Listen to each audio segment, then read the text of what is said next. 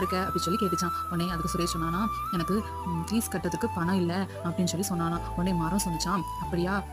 அ எ ஆ என்ட்ட தான் மாம்பழம் இருக்குதுல்ல, இந்த இந்த இந்த கனிகள நீ பறிச்சு நீ அத காசாக்கிக்கோ. காசாக்கிட்டு அந்த பணத்துல நீ ஃபீஸ் கட்டிரு அப்படின்னு சொல்லிட்டு அந்த மரம் சொன்னுச்சாம். உடனே இவனுக்கு ரொம்ப சந்தோஷமாயிட்டான். அப்படியா அப்படின்னு சொல்லிட்டு வேக வேகமா அந்த மரத்து மேல ஏறி இந்த கனிகள் எல்லாம் பறிச்சு அத சந்தையில போய் வித்து காசாக்கி ஃபீஸ கட்டிட்டானா. சரின்னு இப்படி கொஞ்ச நாள் போகுது. மறுபடியும் சுரேஷ் நம்மளால காணுமா. அப்ப மரம் வந்து ரொம்ப சோகமா இருக்கு. என்ன சுரேஷ் இன்னும் நம்மள பார்க்க வரலையே அப்படின்னு சொல்லிட்டு வருத்தத்தோட இருந்துச்சாம். மறுபடியும் சுரேஷ் கொஞ்ச நாள் கழிச்சு சுரேஷ் சோகமா வந்தானா. உடனே மரம் பார்த்துட்டு, சுரேஷ் என்ன சோகமா இருக்க அப்படின்னு சொல்லி கேட்டுச்சான்.